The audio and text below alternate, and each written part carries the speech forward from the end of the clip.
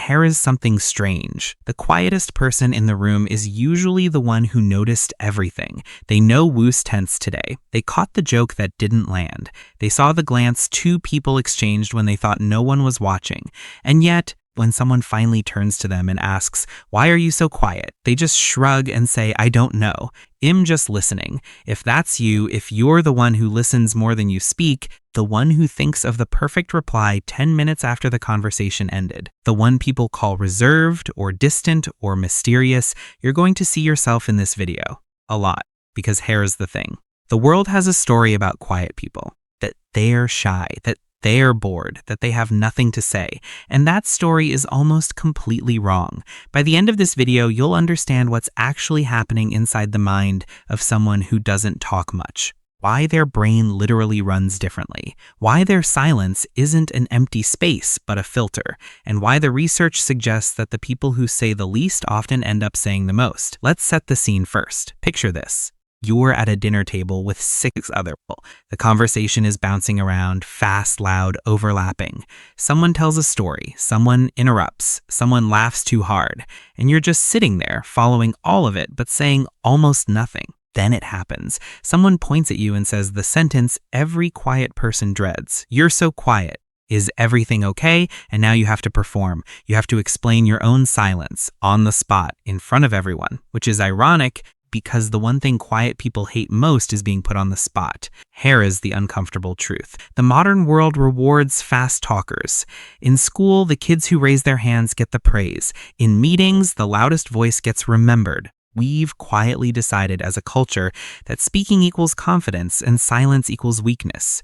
But here's what nobody tells you about that silence. It's not empty. It's full. Psychologists have been studying quiet people for decades, and one of the oldest ideas in the field comes from Hans Eysenck, who proposed something surprising back in the 1960s. He suggested that introverted, quieter people don't have less going on in their brains. They have more. Specifically, a higher baseline of what's called cortical arousal. Their brain's background activity is already turned up. Now, to be fair, that original theory has been debated and refined over the years, but modern brain research, including studies combining EEG and brain imaging, still supports the core idea. Quieter brains tend to run hotter on the inside. Think of it like a radio that's always on. Most people walk around with their inner radio at a comfortable volume. So when they enter a loud party or a fast conversation, the extra noise feels good. It feels like something is finally happening.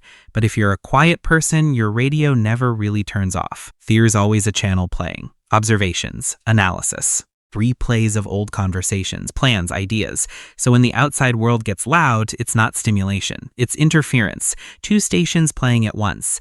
That's why small talk can feel physically exhausting to you while it energizes someone else. You're not antisocial. You're already at capacity. And this isn't something you chose.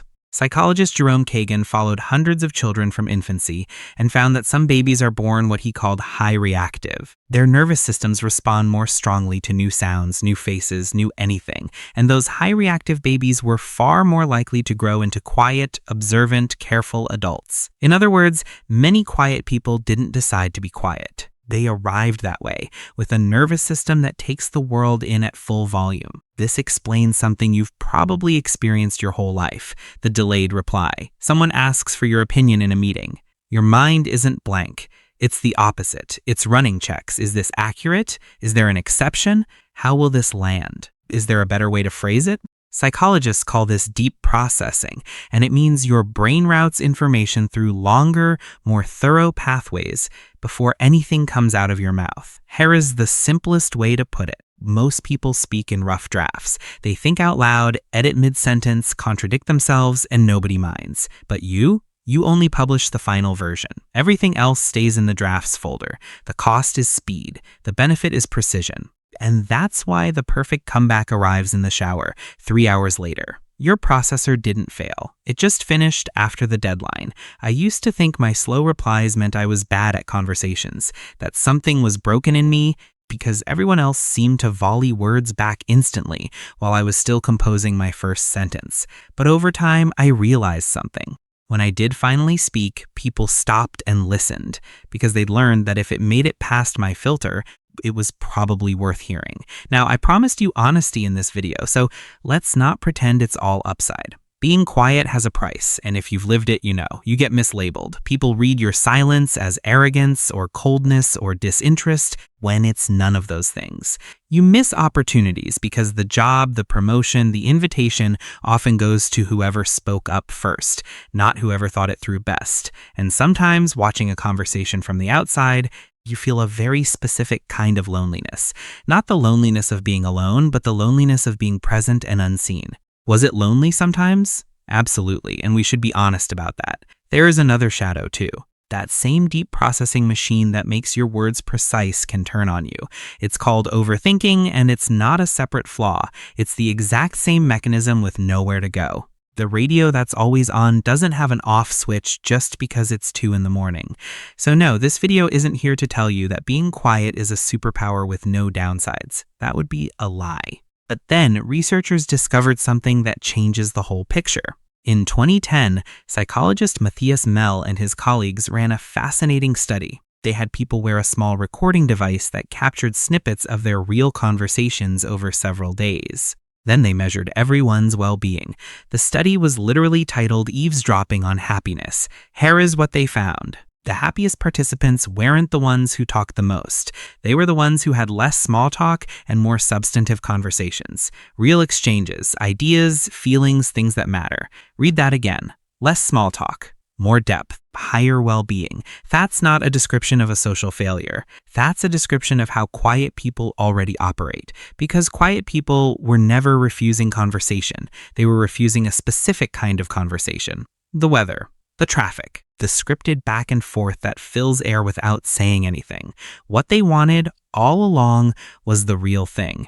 And it turns out the research links exactly that preference to a happier life. And there's one more advantage hiding in plain sight. While everyone else is talking, the quiet person is collecting. Every conversation they witness is data. Who's genuine? Who's performing? What people say versus what their faces say. Researchers have found that careful observation is one of the most powerful ways humans learn, and the quiet person in the corner is often running a masterclass in it unnoticed. They don't hold the floor. They hold the map of the room. Now let's put all the pieces together. Your brain runs hotter on the inside, so the outside world doesn't need to be loud. You were likely born with a nervous system that takes everything in at full volume. You process deeply, which costs you speed but buys you precision. That same machine has a shadow, and it's called overthinking. And the research says your preference for depth over small talk isn't a social defect. It's linked to a happier, more meaningful life. So here's the twist, and it might change how you see yourself. You are not a person who talks less. You are a person who filters more. Your silence was never an empty room. It's a checkpoint. Every observation, every half-formed thought, every possible sentence lines up at that checkpoint, and only the ones that matter get through. That's why people trust what you say. That's why your words land differently. The quietest people are often the most honest speakers in the room because nothing they say is filler. You were never too quiet. The room was just too loud. So what do you do with this? 3 small things. First, stop apologizing for your silence. You don't owe anyone a performance. When someone says you're so quiet, you can simply smile and say, "I'm listening." It's a complete answer. Second, choose environments that reward depth. One real conversation over coffee will give you more than 3 hours at a loud party. That's not a limitation. That's knowing your own settings. Third, claim your processing time out loud. The sentence, "Let me think about that for a moment," is not a confession of weakness. It's a statement of standards. Use it like one. And before you go, one question to sit with. How many things have you understood about the people around you that you've never said out loud? That's not wasted knowledge. That's who you are, someone who sees more than they say. If this resonated with you, you might also want to check out our video on the psychology of people who prefer being alone. It picks up right where this one ends. Understanding yourself is quiet work, and you've already taken that step by watching this.